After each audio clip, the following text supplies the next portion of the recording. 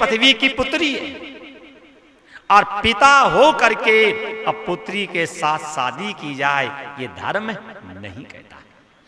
बाणासुर ने रावण से कहा, तुम्हें सीता के साथ विवाह करने में शर्म नहीं आती?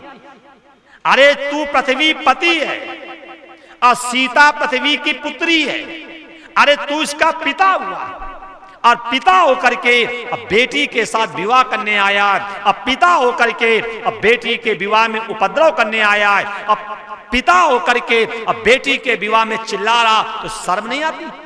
कैसा भी पिता हो, और जब बेटी की शादी होती है और जो उसमें व्यवधान डालते हैं तो वो हमेशा हाथ जोड़ता, भाई साहब भाई साहब। क्यों? उसे मालूम है कि मेरी बेटी की विदाई कैसे हो जाए। और तू अपने आप को बताता मैं पृथ्वी पति हूं और आपकी बेटी के विवाह में दूसरे राजा नहीं, तू आकर के शांति फैला रहा। कम से कम लज्जा करनी चाहिए, शर्म करनी चाहिए। अब पिता होकर के बेटी के साथ विवाह करने तो लज्जा नहीं आती तुझे? रावण नहीं माना, तब बाणासुर ने कहा, सुनो, चिल्लाओगे नहीं और जो जनक जी की शर्त है उसको मानिए, और अगर नहीं मानोगे तो तुम्हारी भुजाएं मैं काट दूंगा। रावण ने सोचा अगर इनसे विरोध करेंगे तो दूसरा डोली उठ जाएगी, अभी विवाह की डोली नहीं है, अंतिम डोली। जनक जी के संताप को देकर के बाणासुर ने जब बात कही, रावण डर गया है, जबरदस्ती की नहीं, धनुष के पास गया तो लिखा है धनुष अपने आप रावण के सीने पे चढ़ गया। जो रावण कह रहा था, हे इष्ट देवता, हे कुल देवता, हे ग्राम देवता, हे पितर देवता, धनुष उठ जाए, और धरण सुता को ऐसा क्रोध आया, धनुष रावण के सीने पे चढ़ गया। और रावण कहता है, हे इष्ट देवता, हे कुल देवता, हे ग्राम देवता, धनुष खिसक जाए। पहले कहता था उठ जाए, अब कहता है खिसक जाए। ये अहंकारी व्यक्ति होते हैं, ये अपनी चलाते हैं और जब फंस जाते हैं तब फिर रोने लगते हैं। एक कथा रावण की और है लंका कांड में, कि जब युद्ध हो रहा था तो हनुमान जी लंका में अपनी पूंछ को यूं यूं यूं घुमाते हुए घूम रहे थे। एक राक्षस ने रावण से कहा, इसकी पूंछ उखाड़ लो। और रावण को हनुमान जी की पूंछ से ईर्षा थी। ईर्षा क्या थी? जब हनुमान जी की पूंछ में कपड़ा लगाया गया, तेल लगाया गया, घी लगाया गया, चर्बी लगाई गई, तब बात आई इसमें आग कौन लगाएगा? तो रावण से कहा गया कि पूंछ में आग तुम लगाओ। और जैसे रावण ने हनुमान जी की पूंछ में आग लगाई, और हनुमान जी ने क्या किया, पूंछ को घुमा करके रावण के मुंह के सामने कर दी। और जैसे पूंछ को घुमा करके और रावण के मुंह के सामने की, तो मूछें हो गई फुर्र, मूछें जल गई। रावण ने सोचा अगर पूंछ उखाड़ लें तो हाँ मैं मुछ मुंडे और ये हो जाएगा पुछ मुंडा, दोनों एक ही विभाग के हो जाएंगे। क्योंकि इसने भरी सभा में मेरी मूछ फूंकी थी और आज तुम्हें शर्म आती है जो मेरी मूछों को कोई छू नहीं पाया और इसने मूछों को फूंक दिया। अगर इसकी पूंछ उखाड़ लूं तो कम से कम मेरा स्वाभिमान बना रहेगा। हनुमान जी ने देखा, दौड़ के गए, एक खंबे की आड़ में खड़े हुए और कर करके पूंछ पीछे और ऐसे ऐसे खिलाने लगे। रावण ने सोचा अब समय बढ़िया है। रावण दौड़ा, 20 हाथ से पकड़ ली पूंछ और खंबे में लगा करके पैर चिल्ला रहा, ब्रह्मा जी पूंछ उखड़ जाए, ब्रह्मा जी पूंछ उखड़ जाए, ब्रह्मा जी पूंछ उखड़ जाए। और हनुमान जी सामने आकर के उड़ गए और लटका रावण नीचे, ब्रह्मा जी पूंछ ना उखड़े, ब्रह्मा जी पूंछ ना उखड़े, ब्रह्मा जी पूंछ ना उखड़े। अब ब्रह्मा जी आसमान में टंगे। तुमने कहा था कि पहले पूंछ उखड़ जाए, तो हमने लगा दी पूरी ताकत उखाड़ने में। ब्रह्मा जी कह रहे, तू कह रहा था ब्रह्मा जी पूंछ उखड़ जाए, ब्रह्मा जी पूंछ उखड़ जाए, तो हमने पूरी लगा दी ताकत उखाड़ने में। अब कह रहा है ब्रह्मा जी पूंछ ना उखड़े, ब्रह्मा जी पूंछ ना उखड़े, ब्रह्मा जी पूंछ ना उखड़े, अब हमने ताकत लगा दी उखाड़ने में। अब तू कह रहा ना उखड़े, तब ना उखड़ने में ताकत कैसे लगावे हम? रावण ने कहा ब्रह्मा जी ये समय हंसने का नहीं है, अरे उस समय पूंछ उखड़ती तो इसकी हानि होती, और अब अगर कहीं पूंछ उखड़ गई तो चट्टान पे गिरेंगे, चटनी बन जाएंगे, मेरी हानि हो जाएगी।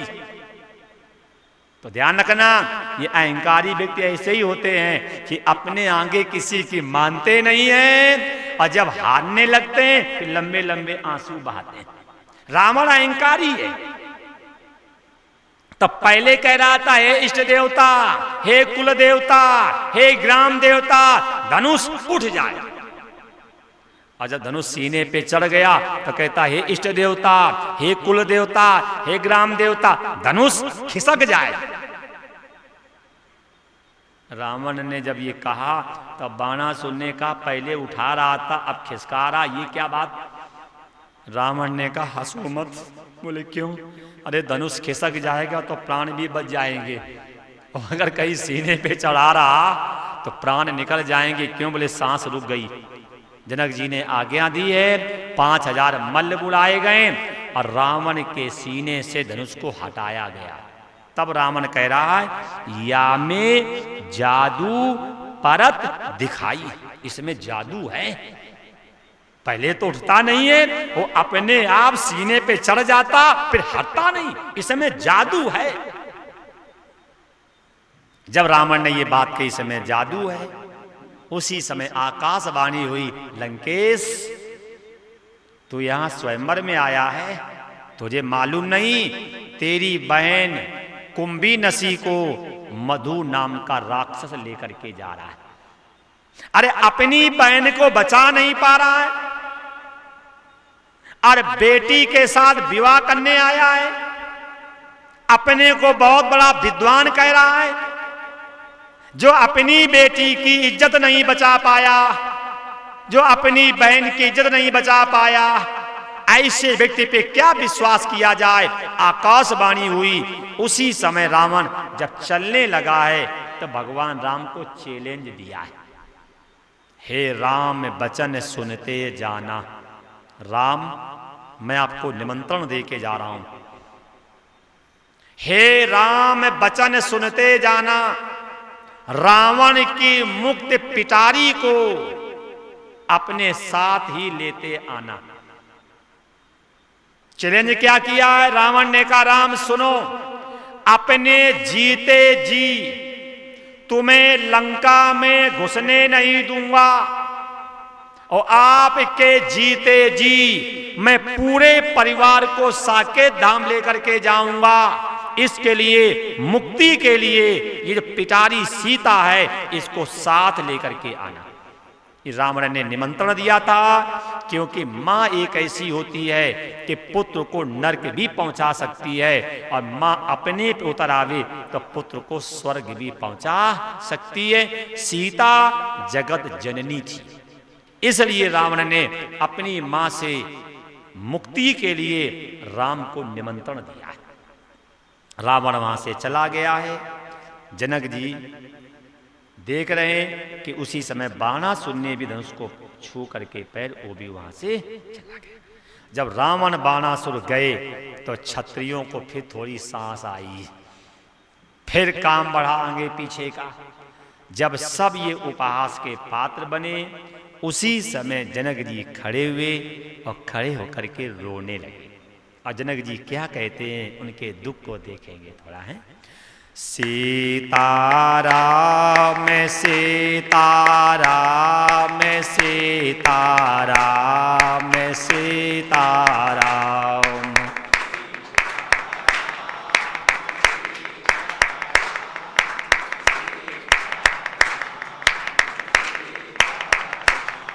मैं सीताराम सीताराम सीताराम सीताराम,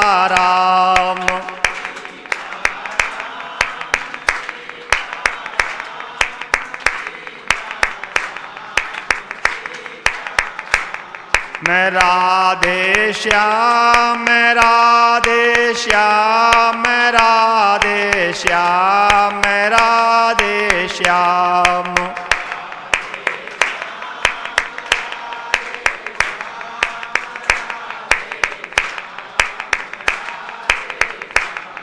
मैं राधे श्याम, मैं राधे श्याम, मैं राधे श्याम, मैं राधे श्याम।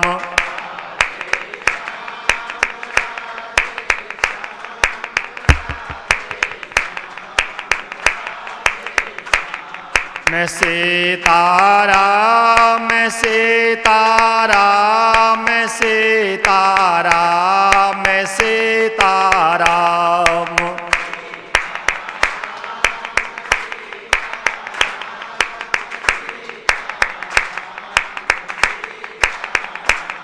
मैं सीताराम, मैं सीताराम, मैं सीताराम, मैं सीताराम।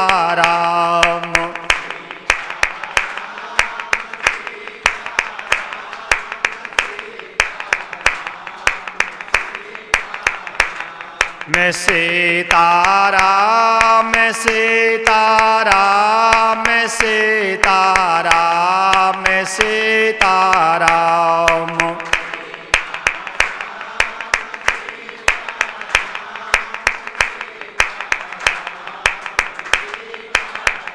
बोलो रामचंद्र भगवान की जय।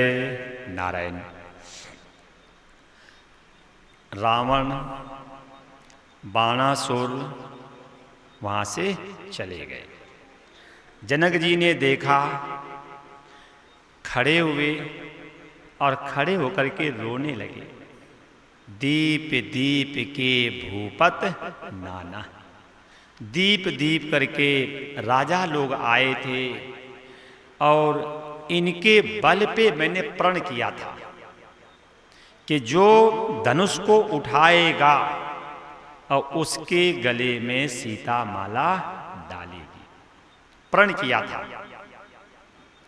उठाने की बात तो छोड़ दो, तिल भर, एक तिल भी धनुष को पृथ्वी से कोई उठा नहीं पाया। एक तिल भी।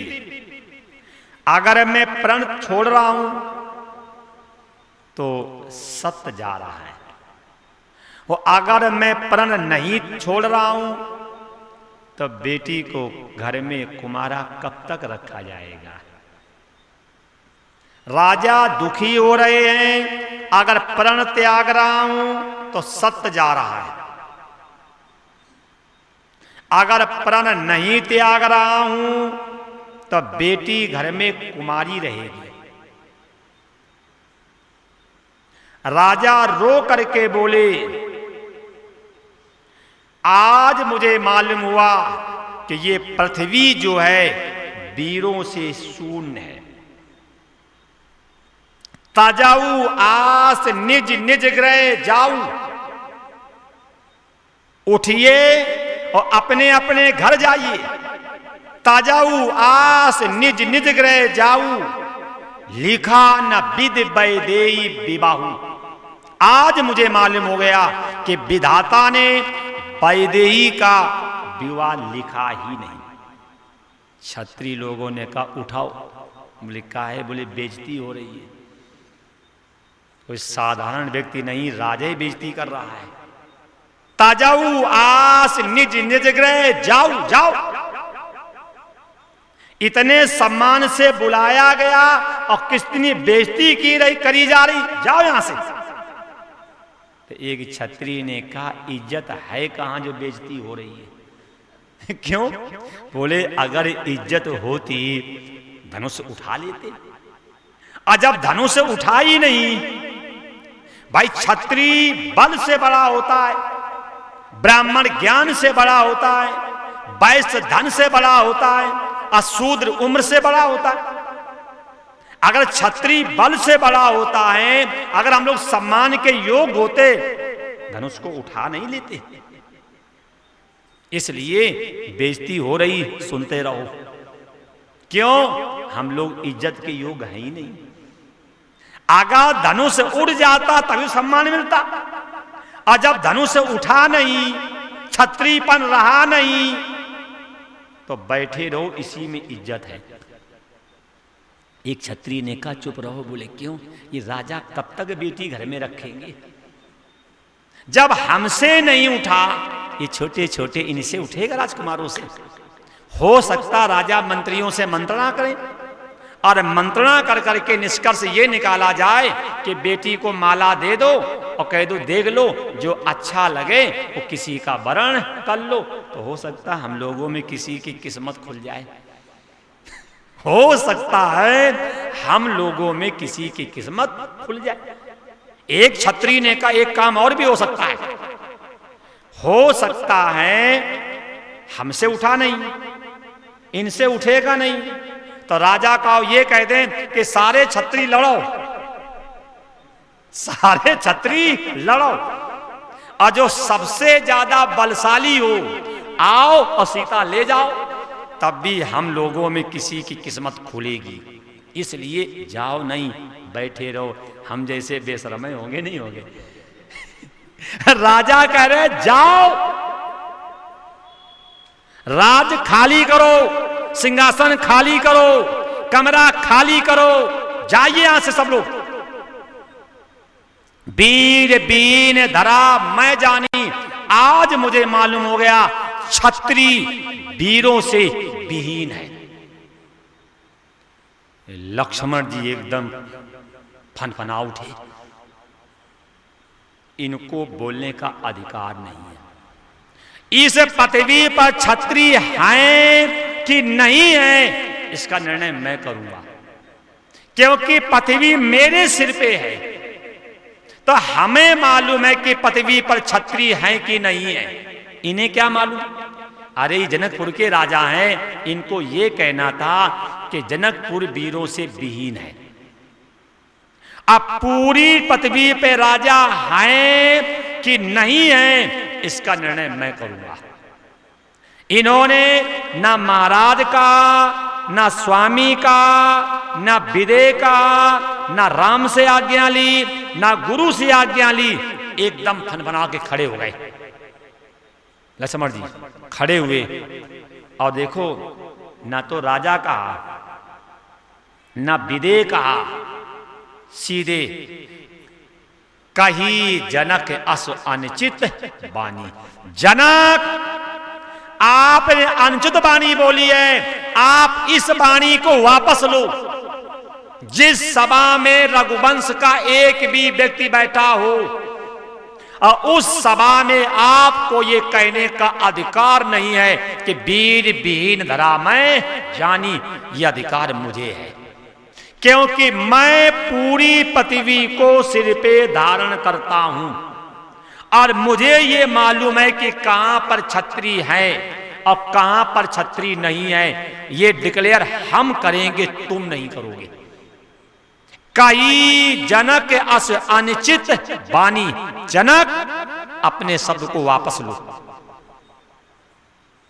जो आपने कहा है कि वीर विहीन धरा मैं जानी, अपने शब्द को वापस लो। अगर नहीं लोगे तो मैं राम की शपथ खा के कहता हूं, जो तुम्हार अनुशासन पाऊं, कंदुक यो ब्रह्मांड उठाऊं, कांचे गढ़ जिम डारई फोरी। पूरे ब्रह्मांड को उठाऊंगा और 100 योजन तक दूर दौड़ के जाऊंगा, और कच्चे घड़े के समान ब्रह्मांड को उठा करके पटक दूंगा। एक छत्री ने कहा मर गए। बोले क्यों?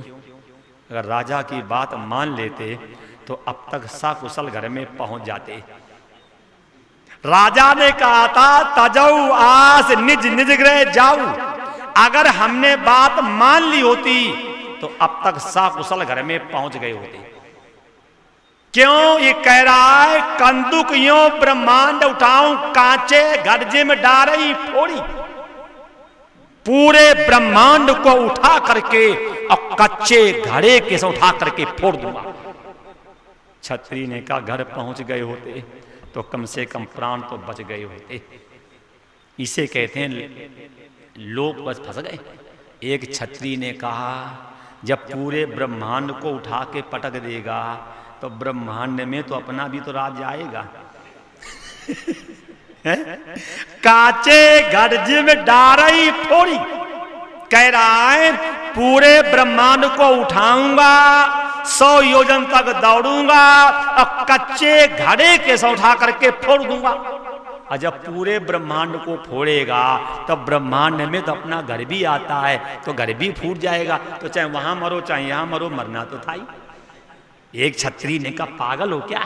बोले क्यों? अरे घर में चले जाते तो कम से कम बीवी बच्चों के सामने मरते तो शांति तो मिलती। अब बीबी कहीं बच्चे कहीं हम कहीं, अरे एक साथ मरते तो कम से कम साथ ऊपर भी जाते। अब हम यहां वो वहां बच्चे वहां।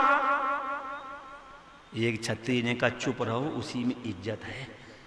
अब चाहे यहां मरो कि वहां मरो, मरना तो है ही। तो जब मरना है तो शांति से मरो, अशांति में काहे मर रहे हो? जब मरना तो है ही तो शांति से बैठ जाओ। तो छत्री सब चुप। रावण को और बाणासुर तो चली गई। छत्री लोग मन में सोचे चले जाते तो कम से कम प्राण बच जाते। लालच बस हम टिके रहे, अब दशा बिगड़ेगी। एक छत्री ने कहा हम जाएं? बोले है गुस्साए, जाओगे तो कहीं ऐसा ना हो कि पकड़ के पटक दे, इसलिए चुपचाप। ये तो होता नहीं होता है, लड़ाई हो रही हो, एक भागता है तो सबसे पहले वही पकड़ा जाता है। हो सकता लड़ाई की जड़ यही थे, भाग रहा इसीलिए। तो बोले इसलिए चुपचाप बैठे रहो, सांस रोक करके, इसी में इज्जत है। कोई भी खटपट करोगे और देखो चिल्ला रहा है जो तुम्हारा अनुशासन पाऊं, कंदुकियों ब्रह्मांड उठाऊं, कांचे गरज डारें फोड़ी। जनक जी पश्चाताप करने लगे। जनक जी पश्चाताप करने लगे। लक्ष्मण जी क्रोध में आग बबूले हो रहे हैं। छत्री लोग डर के मारे कांप रहे हैं। लेकिन राम जी ज्यों के त्यों बैठे हैं। लक्ष्मण जी ने राम जी से कहा तुमने हद कर दी। अरे मेरे चिल्लाने से सब कांप रहे हैं, दो नहीं कांपे, एक पिनाक और एक आप। लक्ष्मण जी ने कहा मेरे क्रोध करने से सब डर रहे हैं, एक तो पिनाक नहीं डरा, एक आप नहीं डरे। दो लोगों ने हद कर दी। राम जी ने कहा लक्ष्मण, बोले हाँ, जब सूर्य भगवान उदय होते हैं तो सुबह कैसे होते हैं? बोले लाल। और तुम्हारा नाम क्या है? लखन लाल। अब तुम लाल हुए हो तो हम उदय होंगे। अब तुम लाल हुए हो तो हम उदय होंगे। और जब लाल हो गए नहीं तो सूर्य उदय होगा ही नहीं। लक्ष्मण जी ने कहा तो हमें पहले बता देते तो और पहले लाल हो जाते हम, तो कम से कम बेइज्जती तो ना होती। वीर भीन धरा मैं जानी। राम जी ने कहा क्या करें जी, ऊपर बैठे आज्ञा नहीं दे रहे हैं। हम तो तुम्हारी बात को समझ रहे हैं, लेकिन मर्यादा में बंधे हैं कि ऊपर बैठे बाबा आज्ञा नहीं दे रहे। अगर ये आज्ञा दे देते तो तुम्हें नहीं बोलना पड़ता, मांगे काम कर देते। लेकिन क्या करें, ये ऊपर बाबा जी बैठे आज्ञा नहीं दे रहे। आपस में चर्चा चल रही थी। विश्वामित्र जी भी तो ज्ञानी हैं, विश्वामित्र महामुनि ज्ञानी, ये अवसर देख रहे थे कौन सा सुंदर मुहूर्त आवे और तब राम जी को आज्ञा दी जाए, जाकि राम जामे और धनुष को तोड़ दे। है भी कम नहीं, धनुष उठाने की बात थी और ये क्या बोले, उठाओ राम भंजो भव चापा। जब धनुष उठाने की बात थी तो तोड़ने की अनुमति क्यों दे दी? मतलब ये भी बिगड़े हैं कि नहीं? जब शर्त में था धनुष उठाए, इन्होंने कहा उठाओ राम भंजाओ भाव चापा, राम उठाओ।